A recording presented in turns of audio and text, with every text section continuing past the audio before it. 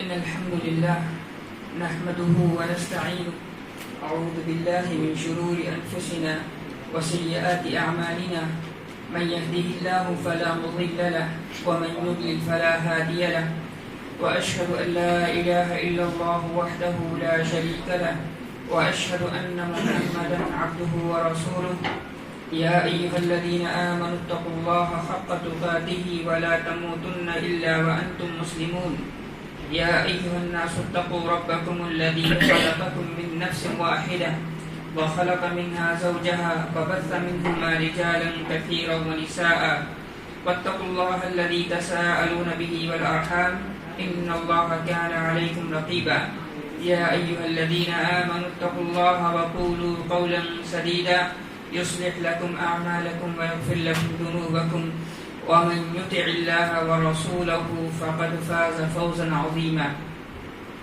أما بعد فإن خير الحديث كتاب الله وخير الهدي هدي محمد صلى الله عليه وسلم وشر الأمور محدثاتها وكل محدثة بدعة وكل بدعة ضلالة وكل ضلالة في النار أعوذ بالله من الشيطان الرجيم بسم الله الرحمن الرحيم هل أتاك حديث ضيف إبراهيم المكرمين إذ دخلوا عليه فقالوا سلاما قال سلام قوم منكرون وقال النبي صلى الله عليه وسلم ما من ذنب أجدر أن يعجل الله لصاحبه العقوبة في الدنيا مع ما يدخر له في الآخرة مثل قطيعة الرحم والبغي رواہ النسائی و اہل السنن۔ محترم حاضرین، ساری تعریف اللہ رب العالمین کے لیے ہے اور درود و سلام ہو ہمارے آخری نبی جناب محمد رسول اللہ صلی اللہ علیہ وسلم پر۔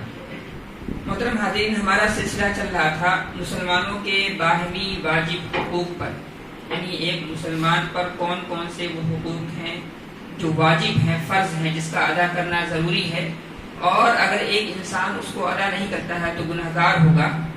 تو اسی کے سلسلے میں کچھ باتیں میں انشاءاللہ مزید آگے کچھ کہوں گا۔ آج کا جو ہمارا جو ضمنی موضوع ہے وہ ہے اکرام الضیف، یعنی مہمان نوازی۔ لیکن اس سے پہلے میں نے ابھی جو خطبہ مسنونہ کے بعد جو حدیث پڑھی ہے اس حدیث کا معنی اور مفہوم کیا ہے وہ ذہن میں رکھیں۔ حقوق کے تعلق سے یہ حدیث بڑی ہی اہم ہے۔ اس حدیث کے اندر اللہ کے نبی صلی اللہ علیہ وسلم نے فرمایا ہے کہ ما من ذنب اجدر ان يعجل اللہ لصاحبہ العقوبۃ فی الدنیا، کہ کوئی گناہ ایسا نہیں ہے کہ زیادہ مناسب ہے کہ اللہ رب العالمین اس کا جو بدلہ ہے، اس کی جو جزا ہے وہ دنیا میں ہی دے دے۔ پھر کہتے ہیں اللہ کے نبی صلی اللہ علیہ وسلم مع ما يدخر له في الآخرہ، یعنی دنیا میں بھی اس کا بدلہ ملے گا اور آخرت میں بھی اس کا بدلہ ملے گا۔ اللہ کے نبی صلی اللہ علیہ وسلم فرماتے ہیں وہ گناہ کون کون سے ہیں؟ ایک تو ہے البغی۔ بغی کا مطلب یہ ہوتا ہے، شیخ الاسلام امام ابن تیمیہ رحمۃ اللہ علیہ نے فرمایا کہ ان تفرط فی حقوق الآخرین۔ پہلی چیز یہ کہ آپ اپنے بھائیوں کی حق تلفی کریں، ان کے جو حقوق آپ پر عائد ہوتے ہیں ان کو ادا نہ کریں۔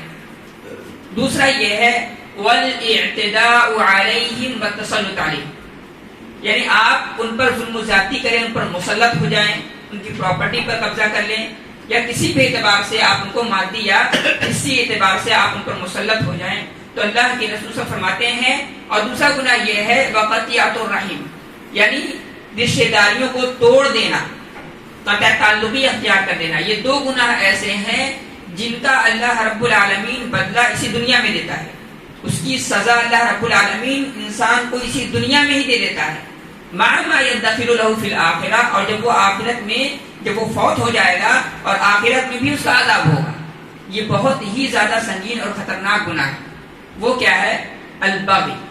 تو ہمیں جو اللہ رب العالمین نے ہم پر جو حقوق واجب کیے ہوئے ہیں ان کا جاننا ایک مسلمان کے لیے ضروری ہے۔ پھر یہ کہ ان کا ادا کرنا بھی احسن طریقے سے یہ بھی ضروری ہے، یہ بھی واجب ہے۔ تو انہی حقوق میں سے جن حقوق کو لے کر کے میں آپ کے سامنے آیا ہوا ہوں وہ ہے اکرام الضیف کا، یعنی مہمان نوازی۔ ہمارے یہاں مہمان نوازی بالکل اس کا کوئی رواج نہیں۔ عام طور پر جب مہمان ہمارے یہاں آتے ہیں تو ہمارا جو مزاج ہوتا ہے وہ بدلا بدلا ہوتا ہے۔ ہم کیا کرتے ہیں، ہوٹلوں پر دوستوں کے ساتھ یا دوسرے احباب کے ساتھ ہم ڈھیر سارا وقت گزار سکتے ہیں، خوب پیسہ خرچ کر سکتے ہیں، لیکن جب مہمان ہمارے گھر پہ کوئی آتا ہے، تشریف لاتا ہے، تو بڑی کدورت محسوس ہوتی ہے، انسان بڑی تکلیف میں ہوتا ہے، کیا آ گیا، بڑی مشقت ہوتی ہے۔ تو اللہ کے رسول صلی اللہ علیہ وسلم نے، اور عربوں کی خصوصیت یہ رہی ہے کہ وہ سب سے زیادہ مہمان نواز ہوئے ہیں۔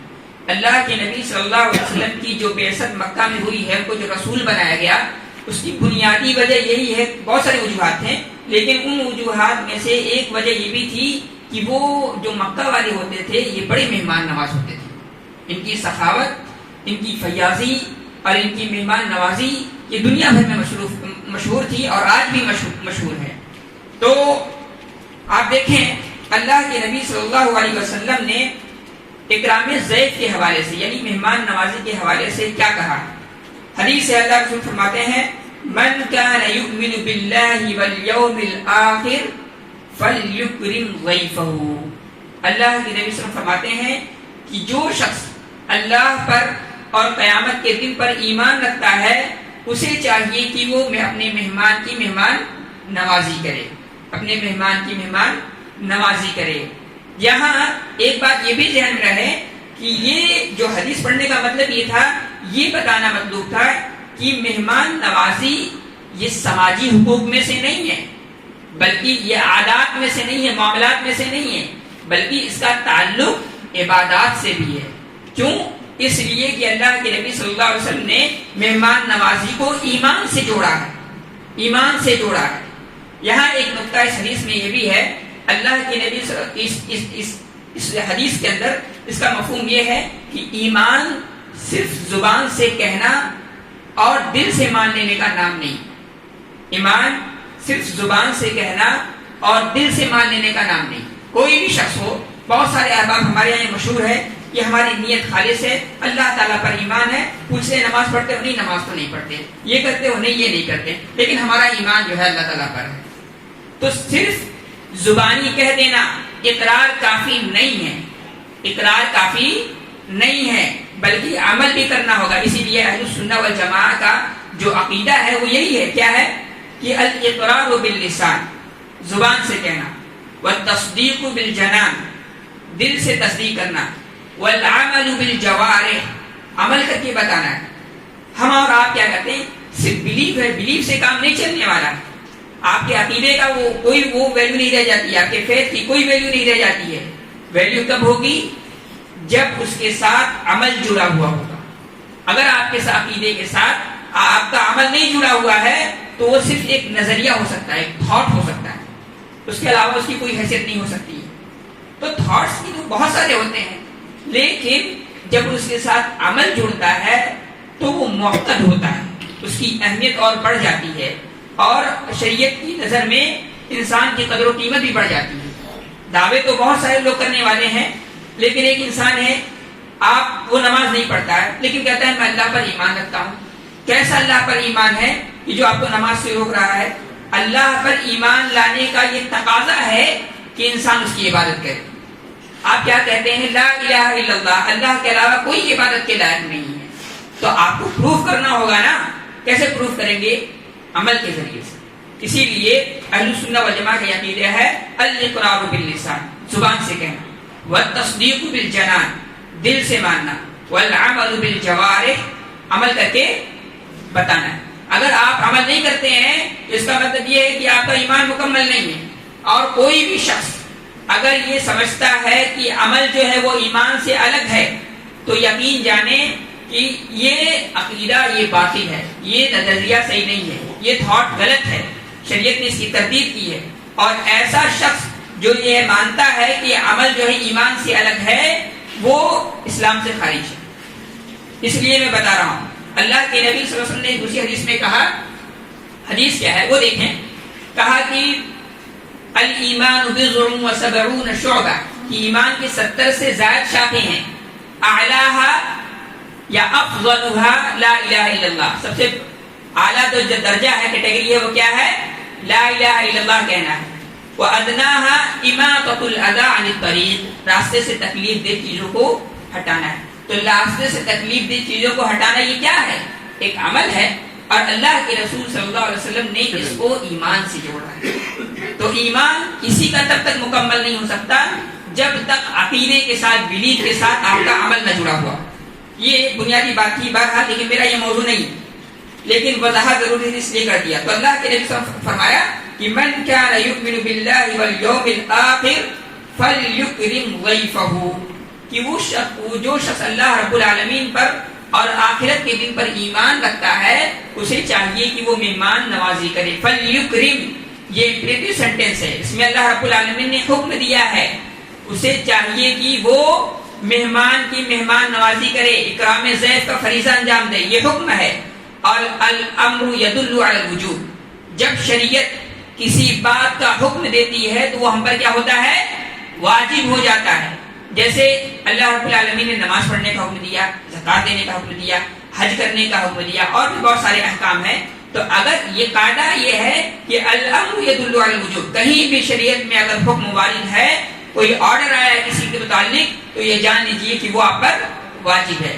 اللہ یہ کہ کچھ قرائن ہوتے ہیں جس کی بنیاد پر یہ کہا جاتا ہے کہ یہ واجب نہیں ہے، وہاں علم رہنمائی کرتے ہیں. بہرحال میں آگے بڑھتا ہوں. تو یہاں سب سے پہلا سوال یہ ہے کہ یہ ضیف کون ہے، یعنی مہمان کون ہوتا ہے.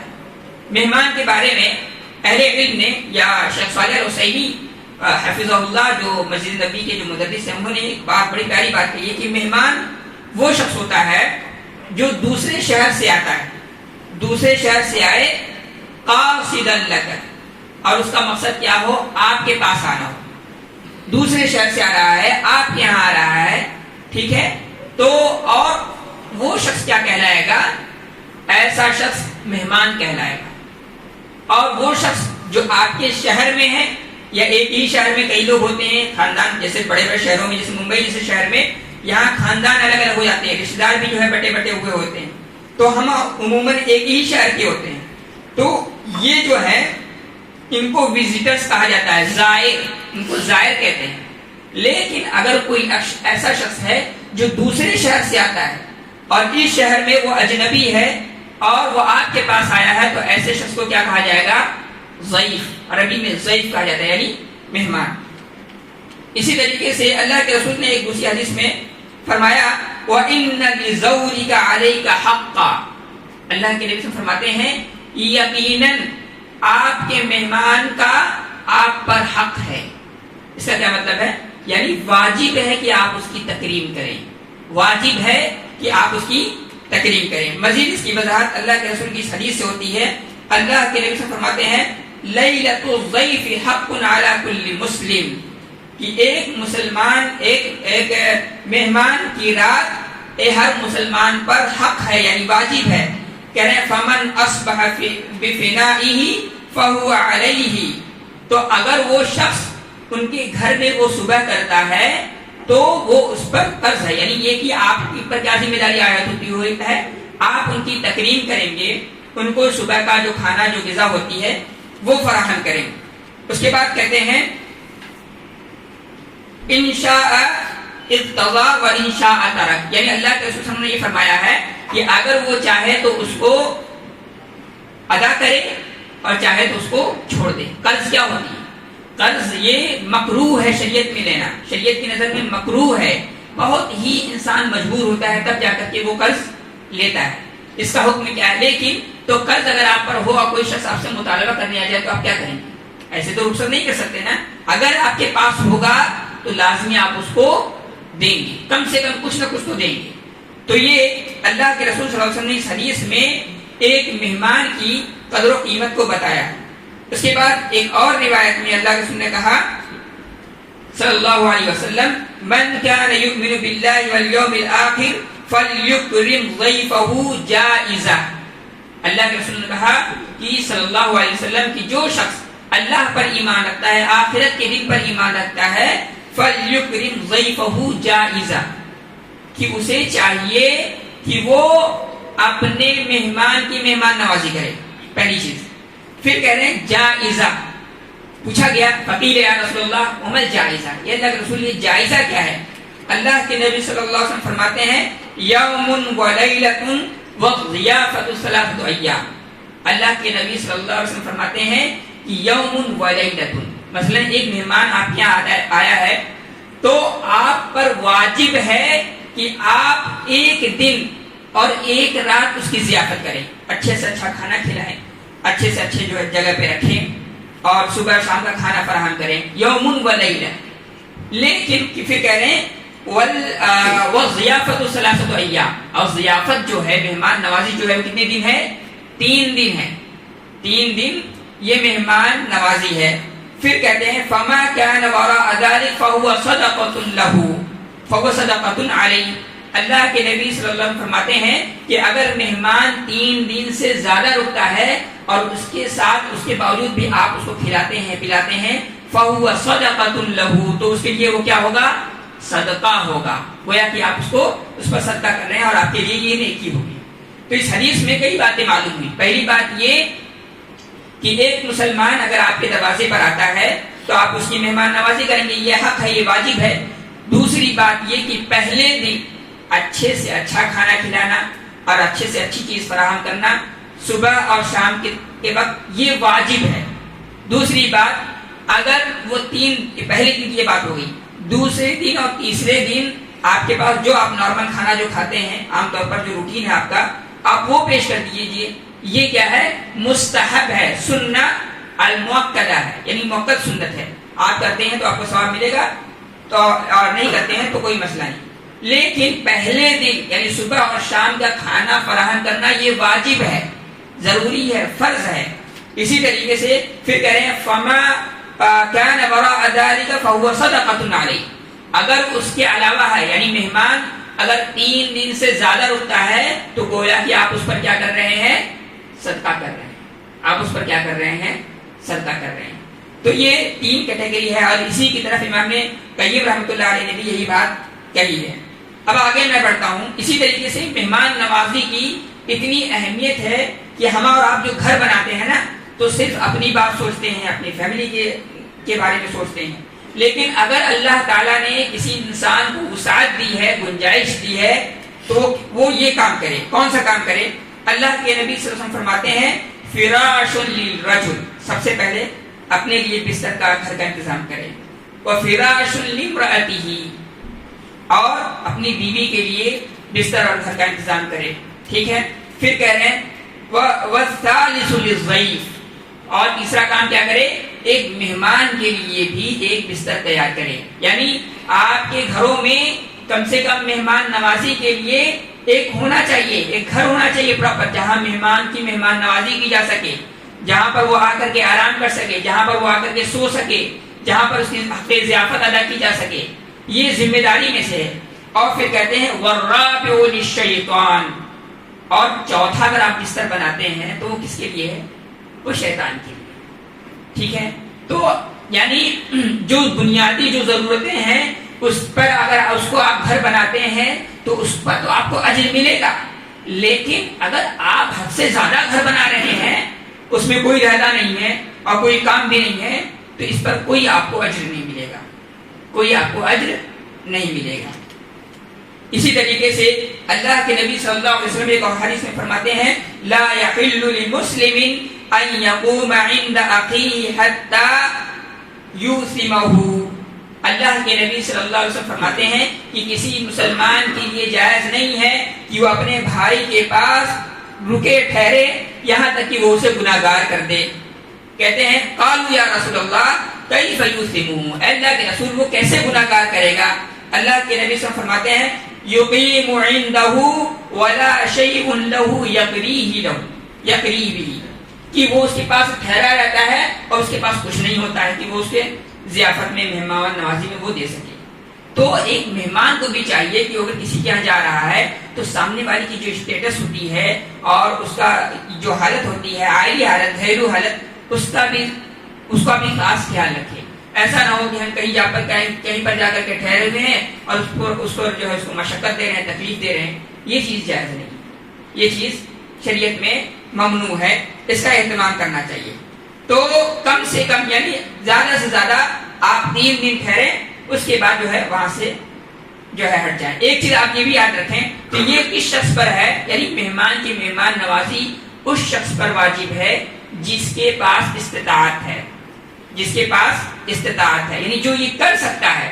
جیسے مثال کے طور پر کوئی مہمان آیا آپ کا جاننے والا، کوئی بھی ہو سکتا ہے، چاہے رشتہ دار ہو یا غیر رشتہ دار ہو، کوئی آپ کے دروازے پر آیا، اس نے آپ کی بیل بجائی، آپ نے دروازہ کھولا اور آپ نے سلام کیا. تو اگر آپ کا گھر چھوٹا ہے، آپ مہمان کو گھر میں نہیں لا سکتے، تو آپ ایسی صورت میں آپ کیا، اگر کھانا کھلا سکتے ہیں تو کھانا کھلا دیجیے، اگر کھانا بھی نہیں کھلا سکتے ہیں تو باہر لے جائیے، کھانا کھلائیے، اور پھر اپنے جیب سے اس کو بھی کمرہ کسی ہوٹل میں جو ہے بک کرا دیجیے، دلا دیجیے. یہ حق ضیافت ہے. تو اگر آپ کے گھر میں گنجائش ہے تو گھر میں ٹھہرائیے، گھر میں گنجائش نہیں ہے تو آپ باہر لے جائیے اور کسی ہوٹل میں کوئی کمرہ بک کر کے، اگر اللہ تعالیٰ نے آپ کو استطاعت دی ہے تو. اگر نہیں دی ہے، مثال کے طور پر آپ بہت تنگی سے گزر رہے ہیں، پیسہ نہیں ہے آپ کے پاس، گھر بڑی مشکل سے چل رہا ہے اور گھر بہت چھوٹا سا ہے، تو ایسی صورت میں اگر کوئی آپ کے پاس آتا ہے تو آپ جو ہے مسکرا کے بات تو کر سکتے ہیں. ہمارے یہاں کیا ہوتا ہے، عام طور پر لوگ فون ہی نہیں اٹھاتے ہیں، ارے آ جائے گا تو بڑی مشقت ہو جائے گی، بعد میں فون کر کے بتائیں گے ارے یار میں مصروف تھا. یہ طریقہ صحیح نہیں، بلکہ جواب دینا، یعنی ایسی صورت میں کوئی باہر سے آ رہا ہو تو جواب دینا یہ واجب ہو جاتا ہے، یہ فرض ہو جاتا ہے، تو اس کو جواب دینا چاہیے. آپ کے یہاں گنجائش تو ٹھیک ہے، ورنہ آپ کہہ دیجئے بھائی ارجع، سیدھی بات ہے بھائی ہم نہیں کر سکتے، آپ چلے جائیں. یا اگر آپ گھر میں نہیں کر سکتے ہیں تو باہر کھلا سکتے ہیں، باہر کہیں رہائش کا انتظام کر سکتے ہیں تو وہ کر دیجئے. یہ واجب ہے. ہم اور آپ جو ایسے غافل ہیں، یہ طریقہ صحیح نہیں ہے اور شریعت نے اس سے منع کیا ہے. اب ہم آتے ہیں کچھ حقوق کی طرف، یعنی کون سے کچھ آداب کی طرف، یعنی وہ آداب جو ایک مہمان کے لیے ضروری ہے اور اسی طریقے سے وہ آداب جو مہمان نواز کے لیے ضروری ہے. پہلی چیز یہ کہ مہمان اگر آئے تو بلا بتائے جو ہے نہیں آئے، گھر میں کھلا ہوا ہونے کا، گھر کھلا ہوا ہے اور گھس گئے نہیں. استئذان، آدمی پتہ نہیں اپنے گھر میں کس حالت میں ہو، گھر میں موجود ہے کہ نہیں ہے، گھر میں خواتین بھی ہوتی ہیں، بچے بھی ہوتے ہیں، تو اس کے لیے ضروری یہ ہے کہ الاستئذان، مہمان آتا ہے سب سے پہلے اجازت طلب کرے گا، بیل بجائے گا یا جو ہے دروازہ جو ہے ناک کرے گا. اگر سامنے والا جواب دیتا ہے، کھولتا ہے تو ٹھیک ہے. پھر اس کے بعد دوسرا کام کیا ہے، التسلیم، سلام کرے گا، مہمان سلام کرے گا. اسی طریقے سے تیسری چیز یہ ہے کہ جو مہمان کہیں جو مہمان بن کر کے کوئی شخص جا رہا ہے اس کے لیے یہ بھی ضروری ہے ان یحسن اختیار الوقت، یعنی یہ کہ آپ جس کے یہاں مہمان بن کر کے جا رہے ہیں کوشش کریں کہ ہم کسی ایسے وقت میں جائیں کہ سامنے والا تنگی میں مبتلا نہ ہو. بالکل عین دوپہر کے وقت جب وہ آرام کر رہا ہوتا ہے یا لنچ کر رہا ہوتا ہے، یہ وقت مناسب نہیں ہوتا ہے. یا بہت زیادہ رات ہو جاتی ہے تب آپ جائیں، یا بالکل تب صبح ہی صبح پہنچ جائیں، تو یہ صحیح نہیں ہے. عام خیال ہم جہاں جا رہے ہوتے ہیں تو سامنے والے کی روٹین، اس کے ٹائم اور اس کے جو اوقات ہیں، مصروفیت کے جو اوقات، اس کا لحاظ ہونا چاہیے کہ کب وہ بزی ہوتا ہے، کب وہ فری ہوتا ہے، کیسے کیا ہوتا ہے. اگر یہ چیزیں ہمیں معلوم ہے تو اس کا خاص خیال ہونا چاہیے. اسی طریقے سے آداب میں سے یہ بھی ہے اللہ یطیل المکث، یعنی بہت زیادہ قیام اس کا نہ ہو. آپ کی ضرورت پوری ہو گئی، آپ کا کام ہو گیا، آپ نکل جائیے. بہت زیادہ وہاں قیام کرنا یہ چیز شریعت کی نظر میں درست نہیں ہے. اسی طریقے سے ایک چیز یہ بھی ہے غض البصر، یعنی یہ کہ اگر آپ کسی کے یہاں مہمان بن کر کے جا رہے ہیں تو عموماً یہ ہوتا ہے کہ مہمان بن کر کے جاتے ہیں تو ادھر ادھر دیکھتے ہیں، گھر کیسا ہے، یہ کیسا ہے، کپڑے وہاں لگے، تو بہت ساری چیزیں ہوتی ہیں، عیب کی چیزیں آپ کو نظر میں آ جائے، کوئی ایسی چیز یا کسی پر ناگوار آپ کی جو ہے نظر پڑ جائے، تو یہ طریقہ صحیح نہیں ہے. آپ اگر کسی گھر میں مہمان بن کر کے جا رہے ہیں تو ادھر ادھر تاک جھانک نہیں کرنا ہے، نظریں نہیں دوڑانا ہے پورے گھر میں، پورے کمرے میں، یا کمرے کا دروازہ کھلا ہوتا ہے تو لوگ باہر تک دیکھنے لگتے ہیں. یہ طریقہ صحیح نہیں ہے اور یہ شریعت میں ممنوع ہے. اب ہم آگے، یہ کچھ احکام تھے جن کا تعلق جو ہے مہمان سے تھا. اب کچھ اور آداب ہیں جن کا تعلق کس سے ہے؟ مہمان نواز سے ہے. وہ کیا ہے؟ النیت الصالحہ، یعنی نیک نیت، اچھی نیت ہونی چاہیے، کیونکہ نیت پہ ہی اجر ڈیپینڈ ہے. آپ کی نیت اچھی ہوگی تو اللہ تعالیٰ اجر دے گا، نیت اچھی نہیں ہوگی تو آپ اجر سے محروم ہو جائیں گے. دوسری چیز یہ ہے کہ البشاشہ. بشاشہ کا مطلب یہ کہ جب آپ مہمان سے ملے تو آپ کے چہرے پر مسکان ہونی چاہیے، آپ کے چہرے پر اسمائل ہونی چاہیے. مہمان کو دیکھیں، یہ نہیں کہ آپ مہمان سے ملے تو آپ کا چہرہ بالکل مرجھایا ہوا ہو، سکڑا ہوا ہو، ناگواری کے حالات میں آپ مل رہے ہیں، تو یہ نہیں ہونا چاہیے. مہمان کو لگنا چاہیے کہ ہاں آپ اس کا کھل کر کے استقبال کر رہے ہیں. تو پہلی چیز ہے بشاشت. پھر یہ ایک چیز یہ بھی ہے کہ آپ اس سے اچھے سے گفتگو کریں، اہلاً وسہلاً و مرحبا، ویلکم، یا جو بھی کلمات ہو سکتے ہیں استقبال کے لیے آپ وہ استعمال کریں. شریعت نے اس کا حکم دیا ہے. اللہ کے نبی صلی اللہ علیہ وسلم نے ایک حدیث میں فرمایا ہے، اس حدیث میں کیا ہے، میں اپنی بات کو بہت مختصر کروں گا. اس حدیث میں یہ ہے کہ ایک جنت میں ایک محل ہوگا. محل کیسا ہوگا کہ ظاہرها من باطنها و باطنها من ظاہرها، یعنی آپ اندر ہو تو باہر کا دیکھ سکتے ہیں، باہر ہے تو اندر کا دیکھ سکتے ہیں. پھر سے اللہ کے رسول نے کہا، پوچھا کہ بھائی اس کے لیے ہے؟ اللہ کے نبی صلی اللہ علیہ وسلم نے کہا لیمن الان الکلام، اس شخص کے لیے ہے جو نرم زبان میں گفتگو کرتا ہے، جس کے چہرے پر بشاشت ہوتی ہے. اسی طریقے سے تیسری چیز یہ ہے غض البصر. مہمان کے ساتھ کوئی عورت بھی ہو سکتی ہے یا اس کے ساتھ کوئی عیب کی چیز بھی ہو سکتی ہے، تو اس کو بھی چاہیے کہ مہمان نواز کو بھی کہ وہ بھی اپنی نگاہیں نیچی کرے. اور جو واجب ہے وہ کیا واجب ہے؟ تقدیم الوجبہ، یعنی مہمان جیسے ہی آتا ہے آپ جو ہے کھانے کے لیے کوئی نہ کوئی چیز کو جو بھی آپ کے پاس ہے وہ اس کو فراہم کریں، اس کو دے دیں. اسی طریقے سے تو یہ واجب ہے. اللہ کے نبی حضرت ابراہیم علیہ السلام کے بارے میں آتا ہے فراغ الی اہلہ، یعنی جب فرشتوں کے پاس آئے تو وہ کیا کہے، وہ کیا کیا انہوں نے؟ فراغ الی اہلہ، یعنی ذهب مسرعا خفیہ، یعنی چپکے سے اور تیزی سے وہ نکل گئے، مہمان کو پتہ بھی نہیں چلا، اور فوراً جو ہے بھنا ہوا جو بچڑا لا کر کے ان کے سامنے رکھ دیا. تو یہ یعنی وجبات، کھانے پینے کی چیزوں کو فراہم کرنا یہ واجب ہے. اسی طریقے سے اختیار المکان، اللہ تعالیٰ نے اگر آپ کے پاس جگہ دی ہے تو کوشش کریں کہ ایسے جگہ پر بیٹھائیں جو مہمان کے شایان شان ہو. اسی طریقے سے ایک چیز یہ بھی ہے اللہ یتکلف، یعنی یہ کہ وہ تکلف نہ کرے، یعنی آپ کے پاس جو ہو وہی پیش کر دو. تکلف کا مطلب یہ ہے جو ہے آپ کے پاس آپ وہ پیش نہ کریں، آپ کو قرض لینا پڑے، آپ کو دوسرے سے مانگنا پڑے، تو یہ کیا ہے؟ یہ تکلف ہے. آپ انہیں طاقت سے زیادہ اہتمام کریں، یہ کیا ہے؟ تکلف ہے. شریعت نے اس سے منع کیا ہے. اسی طریقے سے ایک چیز یہ ہے التفاخر، آپ جب مہمان کی مہمان نوازی کریں تو اس میں فخر و مباحات نہیں ہونی چاہیے، بڑپن تکبر کا اظہار نہیں ہونا چاہیے، اپنے مال دولت کا اظہار نہیں ہونا چاہیے، اپنے اسٹیٹس کا اظہار نہیں ہونا چاہیے، بلکہ تواضع ہونی چاہیے، عاجزی ہونی چاہیے، جھکاؤ ہونا چاہیے. یہ شریعت نے سکھایا. اسی طریقے سے ایک چیز یہ ہے الخیلاء، یعنی انسان جب مہمان کی مہمان نوازی کرے تو ہوتا یہ ہے کہ ہر جو بھی ڈش لایا جاتا ہے، جو بھی چیز لائی جاتی ہے، اس کی تصویر لی جاتی ہے، فوراً اسٹیٹس لگا دیا جاتا ہے، سوشل میڈیا پہ ڈال دیتے ہیں تاکہ ہم جو ہے فلاں کے یہاں گئے تھے یا ہمارے یہاں فلاں ہے تو ان کے لیے یہ چیزیں اہتمام کی گئی، یا ہمارے لیے اہتمام میں یہ چیزیں وہ پیش کی گئی. تو یہ خیلاء ہے، یہ تکبر ہے، یہ اترانا ہے. شریعت نے اس سے منع کیا. اسی طریقے سے ایک چیز یہ بھی ہے کہ اسراف نہ ہو. اسراف کا مطلب یہ نہیں ہے کہ آپ مہمان جتنا کھائے بس اتنا ہی پیش کریں. 2 روٹی کھاتا ہے تو 2 ہی روٹی دیں. آپ 4 روٹی بھی رکھ سکتے ہیں، لیکن اس کا مطلب یہ نہیں کہ انترما فی الزبالات، مہمان نے جو کھایا نہیں کھایا، جو بچا تھا اس کو اٹھا کر کے آپ نے کیا کر دیا؟ ڈسٹ بین میں ڈال دیا، کوڑے دان میں ڈال دیا. اس سے شریعت نے منع کیا. یہ اسراف ہے. بچ جاتا ہے کھانا، آپ خود استعمال کر رہے ہیں، بچے کھا لیں، گھر میں بیوی ہے وہ کھا لیں، پڑوسیوں کو دے دیں، تو یہ ہونا چاہیے. تو اس میں اسراف نہیں ہونا چاہیے. اسی طریقے سے تقدیم الضیف بنفسک، ایک چیز یہ ہے کہ آپ اپنے مہمان کی مہمان نوازی خود کریں. مہمان کی مہمان نوازی خود کریں. آپ آرام سے بیٹھے ہیں، نوکروں کو لگا دیا، چاکروں کو لگا دیا، یہ طریقہ صحیح نہیں ہے. میں نے ابھی جو قرآن کریم کی آیت جو پڑھی ہے اس میں یہی ہے، ابراہیم علیہ السلام جب فرشتوں کے پاس آئے تو خود وہ جو گئے گھر میں، اور گھر میں جو کچھ تھا اس کو لے کر کے پیش کر دیا. اسی طریقے سے آخری حق یہ ہے حسن التودیع، یعنی مہمان کی مہمان نوازی ہو جاتی ہے تو آپ پر یہ لازم ہے کہ آپ اچھے طریقے سے اسے الوداع کہیں، اس کو دروازے تک، گیٹ تک یا سواری تک جا کر کے چھوڑ کر کے آئیں۔